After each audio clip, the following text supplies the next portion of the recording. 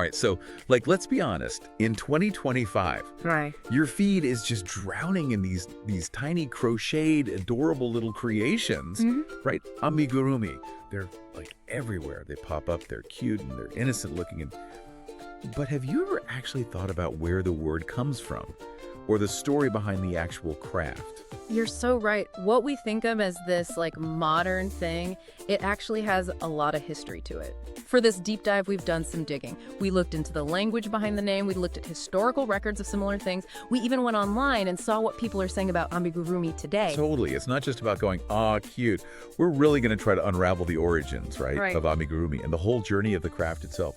By the end, I promise you're going to see amigurumi totally differently. Okay, let's just start with the name.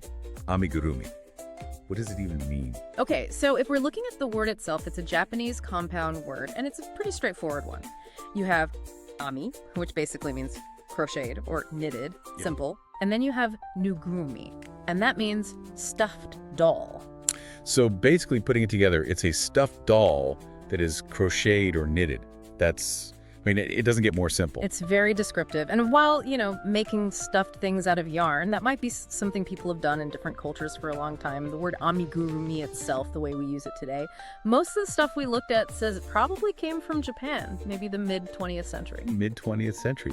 That's interesting. What was going on then that might have made this name, stick? And I've also heard people mention kawaii. You're totally on the right track with both of those things. The 1970s in Japan, huge boom in amigurumi's popularity, and this was happening at the same time as the whole kawaii culture was taking off. Think of Hello Kitty or characters from Totoro, all about that, super cuteness, that charm, the innocence. Oh, so amigurumi wasn't just around when kawaii became big. It was part of it. Exactly. It was a way to bring kawaii into the real world, something you could hold, collect. Amigurumi, by having those same kawaii qualities, it really captured that cultural feeling in Japan and eventually everywhere. It was a way of showing these softer, more childlike things were important. It's really cool to think about. Yeah, that is a super interesting way to see it. So the name is Japanese, and its first big moment was part of this Japanese cultural thing. But what about the actual making part, making these cute little things? Did that also start in Japan? That's a really good question. The things we read, they had a couple of different ideas about this. There's this idea that maybe knitting and crocheting stuffed figures, maybe it comes from other places. A long time ago, some people are looking at China. There's some knitted dolls from way back, like the Shang Dynasty. Wow, so making little things out of yarn could be centuries old. Could be. And then there's the Dutch traders, right? They were in contact with Japan from the 1600s to the 1800s. So maybe they brought some crochet techniques over, and then that got mixed with Japanese craft traditions. So the basic skills maybe traveled to Japan from other places. Exactly. But, and this is where everyone kind of agrees, the word amigurumi, that's definitely Japanese. There's no other word in Chinese or English or anything that meant the same thing before it popped up in Japan.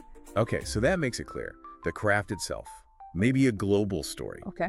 But the name and its link to this whole cuteness thing in the late 20th century, definitely Japanese. So how did amigurumi get from Japan to everywhere else? It's all over social media in 2025. How did that happen? So around 2003, that's when people outside Japan started noticing amigurumi. The word itself started popping up. Online stuff, Etsy really helped this. There was this report maybe around 2006. Amigurumi was already big on Etsy. Prices were $10 to even $100 for the really detailed ones. This was all happening online, so people all over the world could see it. The internet helped spread it all over the world. Totally. And if we think about 2025, amigurumi is a big part of DIY. That whole mindful crafting thing is huge on TikTok, on Instagram, all those ASMR crochet videos. Oh, yeah.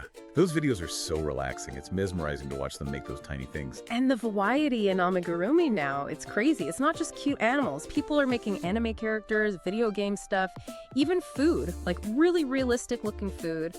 And then there's K-pop idols too, for the Army Blink fandom. So it started as this traditional Japanese thing about cuteness. And now it's worldwide pop culture. That's a pretty big change. It's cool how something so simple can adapt. It connects with so many different people and communities. But thinking about all of this, why should anyone in 2025 care about where amigurumi came from? What's the point of knowing this history? I think it adds something special to it. You know, it's not just a cute thing. There's this whole cool history behind it. It gives you context. It makes it richer. It's like knowing a character's backstory. Suddenly they're way more interesting. Exactly. It's not just a craft anymore. It's the symbol of Japanese creativity. And it's a really good example of how culture spreads. So when you make amigurumi, or even just collect it, you're connecting with this whole artistic legacy. Even if you're just making like a tiny smiling sushi. A tiny smiling sushi. That's great.